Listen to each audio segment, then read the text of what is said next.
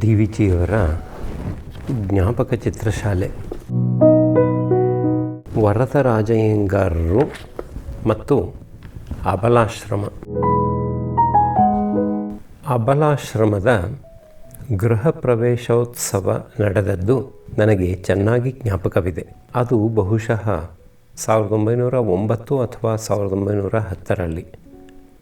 ಆ ದಿವಸ ಬೆಳಿಗ್ಗೆ ಓಲಗದೊಡನೆ ಉತ್ಸವ ಪ್ರಾರಂಭವಾಯಿತು. ಹವಾಮಾನ ಶೆಕೆಯೂ ಇಲ್ಲದೆ ತಣಿವೂ ಇಲ್ಲದೆ ಸೂರ್ಯಕಾಂತಿಯಿಂದ ಸುಖಕರವಾಗಿತ್ತು. ಪಟ್ಟಣದ ಪ್ರಮುಖ ಜನ ಬಹುಮಂದಿ ಬಂದಿದ್ದರು. ಅವರಲ್ಲಿ ಮುಖ್ಯರಾದವರು ರಿಟೈರ್ಡ್ ಸಬ್ ಜಡ್ಜಿ ಎಸ್ ವರದರಾಜಯ್ಯಂಗಾರ್ಯರು, London mission high school head master K ರಾಮಚಂದ್ರರಾಯರು, ಅಡ್ವೊಕೇಟ್ ಕೆ ಶೇಷಗಿರಿರಾಯರು, ಕೆ ಎಸ್ ಕೃಷ್ಣಯ್ಯನವರು, ಪಿ ಆರ್ ನಾಗೇಶ್ವರರಾಯರು, ಎ ಆರ್ ನಾಗೇಶ್ವರ ಅಯ್ಯರ್ರವರು, ಪೆನುಗೊಂಡದಿಂದ ಶಿವಶಂಕರಂ ಪಿಳ್ಳೆಯವರು, ಆಂಧ್ರದಿಂದ ಡಾಕ್ಟರ್ ಪಟ್ಟಾಭಿ ಸೀತಾರಾಮಯ್ಯನವರು ಇತ್ಯಾದಿ ಗಣ್ಯ ಮಹನೀಯರು. ಕಟ್ಟಡದ ಕೆಲಸ ಮುಕ್ಕಾಲು ಪಾಲು ಮುಗಿದಿತ್ತು. ಸಭಾಮಂಟಪದ ಕೆಲಸ ಕೊಂಚ ಇನ್ನೂ ಬಾಕಿ ಇತ್ತು. ಸಭೆ ನಡೆದದ್ದು ಹೊರಗಡೆ ಚಪ್ಪರದಲ್ಲಿ ಎಂದು ನನ್ನ ಜ್ಞಾಪಕ. ವರದರಾಜಯ್ಯಂಗಾರ್ಯರು ಸಭಾಧ್ಯಕ್ಷರಾಗಿದ್ದರು. ಆ ದಿನದ ಮುಖ್ಯ ಭಾಷಣ ಕೆ ರಾಮಚಂದ್ರರಾಯರವರದು. ರಾಮಚಂದ್ರರಾಯರು ಉತ್ತಮ ಭಾಷಣಕಾರರು, ಇಂಗ್ಲಿಷ್ ಸಾಹಿತ್ಯದಲ್ಲಿ ನುರಿತ ವಿದ್ವಾಂಸರು ಮತ್ತು ಸಮಾಜ ಸೇವಾ ಕಾರ್ಯಗಳಲ್ಲಿ ಉತ್ಸಾಹಿಗಳು. ಅವರು ನೂರಾರು ಮಂದಿ ವಿದ್ಯಾರ್ಥಿಗಳಿಗೆ ಬಹುವಿಧಗಳಲ್ಲಿ ಉಪಕಾರ ಮಾಡಿದ್ದ ಮಹನೀಯರು. ಅವರ ಭಾಷಣ ಶೈಲಿ ಲಲಿತವಾಗಿ ಗಂಭೀರವಾಗಿ ವಿಷಯ ತುಂಬಿರುತ್ತಿತ್ತು.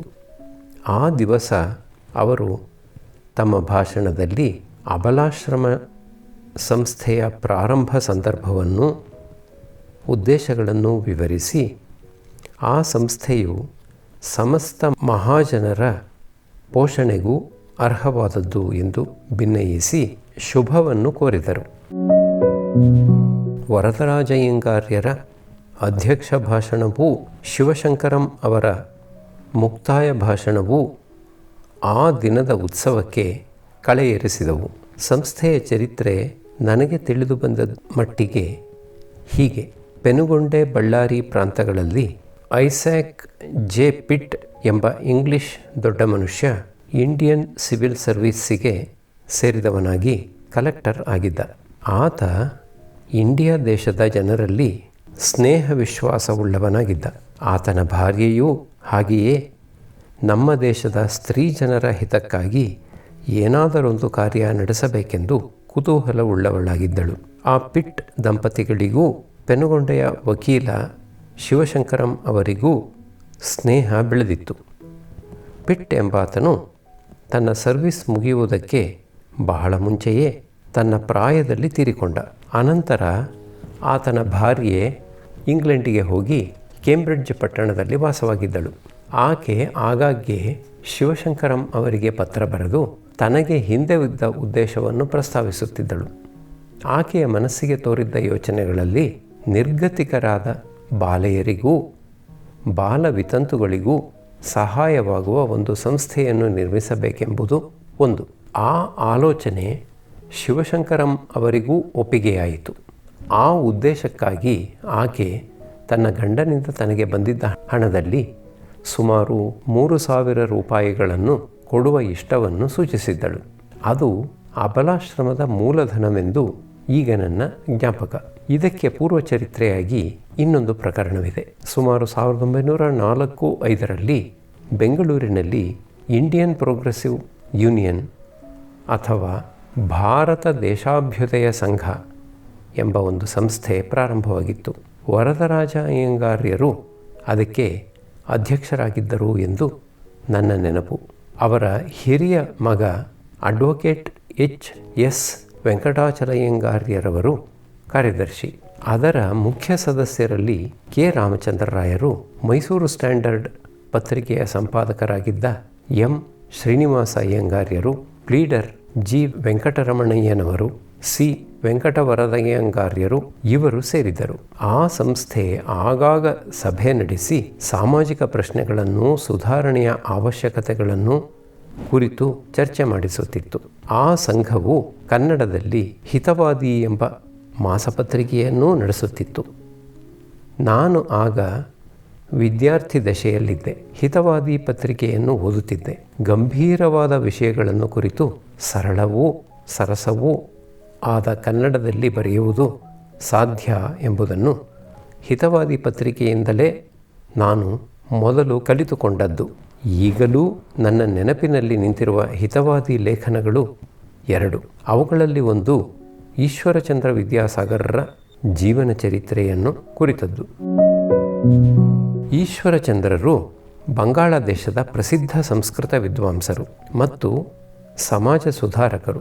ವಿತಂತು ವಿವಾಹದ ಯುಕ್ತತೆಯನ್ನು ಪ್ರತಿಪಾದನೆ ಮಾಡಿ ಆ ಸಂಬಂಧವಾದ ಕಾನೂನಿಗೆ ಸಹಾಯವಾಗಿ ನಿಂತವರು ಈಶ್ವರಚಂದ್ರರು. ಅವರ ಜೀವಿತವನ್ನು ನಮ್ಮ ವಿದ್ವಾಂಸರು ಬೆಳ್ಳಾವೆ ಸೋಮನಾಥಯ್ಯನವರು ಸೊಗಸಾದ ಕನ್ನಡದಲ್ಲಿ ಸೊಗಸಾಗಿ ನಿರೂಪಿಸಿದ್ದರು. ಹಿತವಾದಿ ಪತ್ರಿಕೆಯ 2ನೆಯ ಪ್ರಬಂಧ ನನ್ನ ಜ್ಞಾಪಕದಲ್ಲಿ ಉಳಿದಿರುವುದು ಅಶೋಕನು ಮಾರ್ಕಸ್ ಔರೇಲಿಯಸ್ನು ಎಂಬ ವಿಷಯವನ್ನು ಕುರಿತದ್ದು. ಇದು ಘನವಾದ ಲೇಖನ. ಇದು ಬಹುಶಃ ವೆಂಕಟ ವರದಯ್ಯಂಗಾರ್ಯರ ಲೇಖನ ಎಂದು ತೋರುತ್ತದೆ. ಅಂಥ ಒಳ್ಳೆಯ ಪತ್ರಿಕೆಯನ್ನು ಉಳಿಸಿಕೊಳ್ಳುವ ಔದಾರ್ಯ ಕನ್ನಡ ಮಹಾಜನಕ್ಕೆ ಇಲ್ಲದೆ ಹೋಯಿತು. ಹಿತವಾದಿ ಪತ್ರಿಕೆಯ ರಕ್ಷಾಪುಟದ ಮೇಲೆ ದೇಶಾಭ್ಯುದಯ ಸಂಘದ ಪ್ರಕಟಣೆ ಇರುತ್ತಿತ್ತು. ಅದರಲ್ಲಿ ಕಾರ್ಯದರ್ಶಿ ವೆಂಕಟಾಚಲಯ್ಯಂಗಾರ್ಯರ ಹೆಸರು ಇರುತ್ತಿತ್ತು. ಆಗ ಕೋಲಾರ ಮುಳಬಾಗಿಲುಗಳಲ್ಲಿದ್ದ ನಾನು ಆ ಮಹಾನುಭಾವರ ಹೆಸರನ್ನು ನೋಡಿ ಅಂಥವರನ್ನು ಕಂಡು ಮಾತನಾಡಿ ಪರಿಚಯ ಮಾಡಿಕೊಳ್ಳಬೇಕೆಂದು ಆಶೆಪಡುತ್ತಿದ್ದೆ. 1905-6ರಲ್ಲಿ ನಾನು ಬೆಂಗಳೂರಿಗೆ ಬಂದಾಗ ವೆಂಕಟಾಚಲಯ್ಯಂಗಾರ್ಯರು ಅರಳೇಪೇಟೆಯ ಒಂದು ಮನೆಯಲ್ಲಿ ಆಫೀಸು ಮಾಡಿಕೊಂಡಿದ್ದರು. ರೈಲಿಗಾಗಿ ಹೋಗುವಾಗಲೂ ಬರುವಾಗಲೂ ಅವರ ಹೆಸರಿನ ಬೋರ್ಡನ್ನು ನೋಡಿ ಮೆಚ್ಚುಗೆಯಿಂದ ಕೈ ಮುಗಿಯುತ್ತಿದ್ದೆ. ಕೆಲವು ದಿನವಾದ ಬಳಿಕ ಅವರ ಪರಿಚಯದ ಸಂತೋಷ ನನ್ನ ಪಾಲಿಗೆ ಬಂತು. ತಂದೆ ವರದರಾಜಯ್ಯಂಗಾರ್ಯರು, ಮಗ ವೆಂಕಟಾಚಲಯ್ಯಂಗಾರ್ಯರು ನನಗೆ ತಿಳಿದಿರುವ ಸಾಧು ಸತ್ಪುರುಷರಲ್ಲಿ ಪ್ರಥಮ ಗಣ್ಯರು. ಅವರ ನಡವಳಿಕೆ ವಿನಯ ಸಂಪನ್ನವಾದದ್ದು, ಶೀಲವು ಪರಿಶುದ್ಧವಾದದ್ದು. ಇಬ್ಬರೂ ಸದ್ಯಸಂಧರು. ಅವರ ಮನಸ್ಸು ಉದಾರವಾದದ್ದು. ಅವರ ಪೋಷಣೆಯಲ್ಲಿ ಬೆಳೆದು ದೊಡ್ಡವರಾದ ಜನ 100 ಮಂದಿ ಎಂದರೆ ಅತಿಶಯವಲ್ಲ.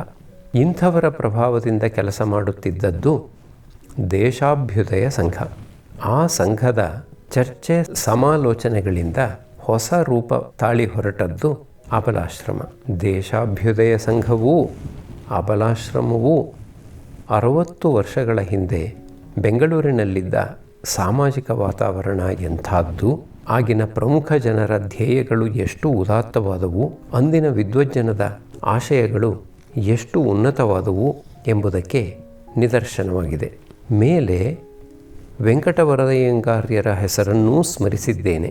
ದೇಶಾಭ್ಯುದಯ ಸಂಘ ಮತ್ತು ಅಬಲಾಶ್ರಮ ಈ ಎರಡಕ್ಕೂ ಮೂಲಕರ್ತರೂ ಮುಖ್ಯ ಸಂಚಾಲಕರೂ ಆಗಿದ್ದವರು ಚಕ್ರವರ್ತಿ ವೆಂಕಟವರದಯ್ಯಂಗಾರ್ಯರವರು. ಅವರ ಜೀವನ ಕಥೆ ಒಂದು ಪ್ರತ್ಯೇಕ ಗ್ರಂಥಕ್ಕೆ ತಕ್ಕ ವಸ್ತು. ಅವರು ಮಾಲೂರು ಸಮೀಪದ ಒಂದು ಹಳ್ಳಿಯವರು. ಮೈಸೂರು ಪಟ್ಟಣದಲ್ಲಿ ಮಹಾರಾಜ ಕಾಲೇಜಿನಲ್ಲಿ ವಿದ್ಯಾಭ್ಯಾಸ ಮಾಡಿದವರು. ಭಾಭಾ ಸಾಹೇಬರ ಶಿಷ್ಯರು. ಅವರು FA ಕ್ಲಾಸಿನಲ್ಲಿ ಓದುತ್ತಿದ್ದಾಗಲೇ ಕಾಂಗ್ರೆಸ್ಸಿಗಾಗಿ ವಿದ್ಯಾರ್ಥಿಗಳಿಂದ ಚಂದಾ ಹಣ ಕೂಡಿಸಿ ಕಾಂಗ್ರೆಸ್ಸಿಗೆ ಕಳುಹಿಸುತ್ತಿದ್ದರು. ಉತ್ತರೋತ್ತರ ಅವರು ಗೌರ್ನಮೆಂಟ್ ಪ್ರೆಸ್ಸಿನಲ್ಲಿ ಕರುಡು ಶೋಧಕರು ಆಗಿದ್ದರು. ಅವರ ವಿವಾಹ ಕೊಂಚ ಮಟ್ಟಿಗೆ ರಿಫಾರ್ಮ್ ಎಂದರೆ ಪರಿಷ್ಕೃತ ರೀತಿಯದು. ಅವರ ಭಾರ್ಯೆ ಶ್ರೀಮತಿ ಕೃಷ್ಣಮ್ಮನವರು ಮಾಧ್ವರು. ಅವರ ಸ್ಥಳ ಪೆನುಗೊಂಡೆ. ಆಕೆಗೂ ಸಮಾಜ ಸಂಸ್ಕಾರದ ವಿಷಯದಲ್ಲಿ ನೈಜವಾದ ಶ್ರದ್ಧೆ ಇತ್ತು. ಅವರಿಬ್ಬರಿಗೂ ಸ್ನೇಹಿತರಾದವರು ಪೆನುಗೊಂಡೆಯ ಶಿವಶಂಕರಂ ಅವರು.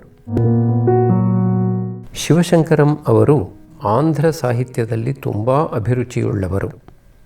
ಭಾಗವತ ಪ್ರೇಮಿಗಳು. ಇಂಗ್ಲಿಷ್ ಭಾಷೆಯ ಪ್ರಯೋಗಗಳನ್ನು ಚೆನ್ನಾಗಿ ಬಲ್ಲವರು ಮತ್ತು ಸ್ವಭಾವದಲ್ಲಿ ಉದಾರಿಗಳು. ಈ ಶಿವಶಂಕರಂ ಅವರು ವೆಂಕಟವರದಯ್ಯಂಗಾರ್ಯರಿಗೂ ಶ್ರೀಮತಿ ಕೃಷ್ಣಮ್ಮನವರಿಗೂ ಮುಖ್ಯ ಪ್ರೋತ್ಸಾಹಕರಾಗಿದ್ದರು.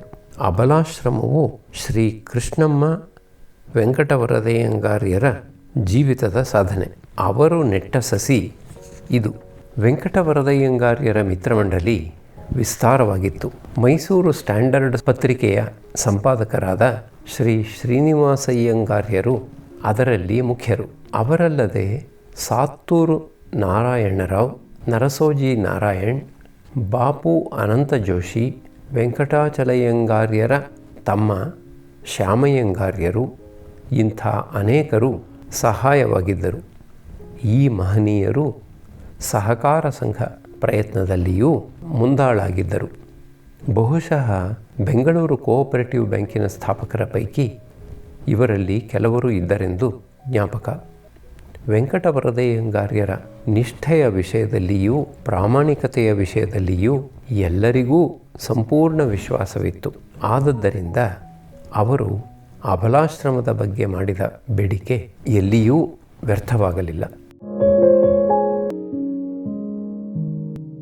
ಬಹುಮಂದಿ ಶಕ್ತಿಯನುಸಾರ ಧನ ಸಹಾಯವನ್ನು ಇತರ ಸಹಾಯವನ್ನು ಇಷ್ಟದಿಂದ ಕೊಟ್ಟರು.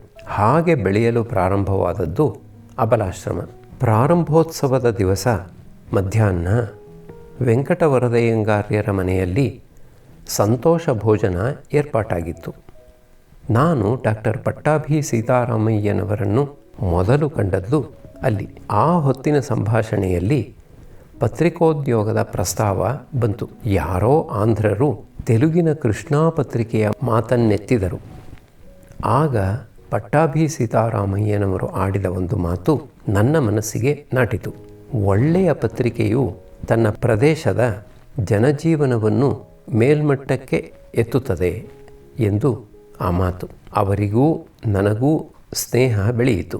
10-12 ವರ್ಷ ನಡೆಯಿತು. ಆಮೇಲೆ ದಾರಿಗಳು ಬೇರೆ ಬೇರೆಯಾದವು. ಉತ್ಸಾಹ ಸಂಭ್ರಮಗಳಲ್ಲಿ ಪ್ರಾರಂಭವಾದ ಅಬಲಾಶ್ರಮ ಕೆಲವು ವರ್ಷಗಳಾದ ಬಳಿಕ ದುರ್ಬಲವಾಯಿತು. ವೆಂಕಟವರದಯ್ಯಂಗಾರ್ಯರು ಶ್ರೀಮತಿ ಕೃಷ್ಣಮ್ಮನವರು ವೃದ್ಧರಾದರು. ಅನುಕೂಲತೆ ಕಡಿಮೆಯಾಯಿತು. ಹಾಗೇ ಕೊಂಚ ಕ್ಷೀಣ ದಶೆಗೆ ಇಳಿದ ಆ ಸಂಸ್ಥೆಯನ್ನು ಪುನರುದ್ಧಾರ ಮಾಡಬೇಕೆಂದು ಸಂಕಲ್ಪಿಸಿ ಮುಂದೆ ಬಂದವರು ಶ್ರೀಮಾನ್ ಎ.ಆರ್. ನಾಗೇಶ್ವರ ಅಯ್ಯರ್ರವರು ಮತ್ತು ಅವರ ಧರ್ಮಪತ್ನಿ ಶ್ರೀಮತಿ ಸುಂದರಮ್ಮನವರು. ಇವರ ಸಹಾಯಕ್ಕೆ ಬಂದ ಮಹನೀಯರಲ್ಲಿ ಡಾಕ್ಟರ್ ಬಿ.ಕೆ. ನಾರಾಯಣರಾಯರು ಪ್ರಥಮರು. ಶ್ರೀಮತಿ ಇಂದಿರಾಬಾಯಿ ವಾಸುದೇವಮೂರ್ತಿಯವರು ಸಹಕಾರ ನೀಡಿದರು. ಶ್ರೀ ಎಸ್. ನಾರಾಯಣರಾಯರವರು ಸಲಹೆ ಕೊಟ್ಟರು. ಶ್ರೀ ಪಿ.ಆರ್. ರಾಮಯ್ಯನವರು, ಅವರ ಭಾರ್ಯೆ ಶ್ರೀಮತಿ ಜಯಲಕ್ಷ್ಮಮ್ಮನವರು ಆಸಕ್ತಿಯಿಂದ ಸಹಕರಿಸಿ ಬಂದರು. ಇತರ ಮಹನೀಯರು ಅನೇಕ ಮಂದಿ ಉದಾರ ಸಹಾಯ ನೀಡಿದರು. ಈ ಎಲ್ಲ ಮಹನೀಯರ ಪ್ರಯತ್ನದಿಂದ ಅಬಲಾಶ್ರಮ ಮತ್ತೆ ತಲೆ ಎತ್ತಿ ನಿಂತು ಅಭಿವೃದ್ಧಿಯ ಸೂಚನೆಗಳನ್ನು ತೋರುತ್ತಿದೆ. ಈ ಸಂಸ್ಥೆ ಹಿಂದೂ ಸಮಾಜಕ್ಕೆ ಶುಭಕರವಾದದ್ದು, ಸಮಸ್ತ ಮಹಾಜನರ ಅಭಿಮಾನಕ್ಕೂ ಅರ್ಹವಾದದ್ದು.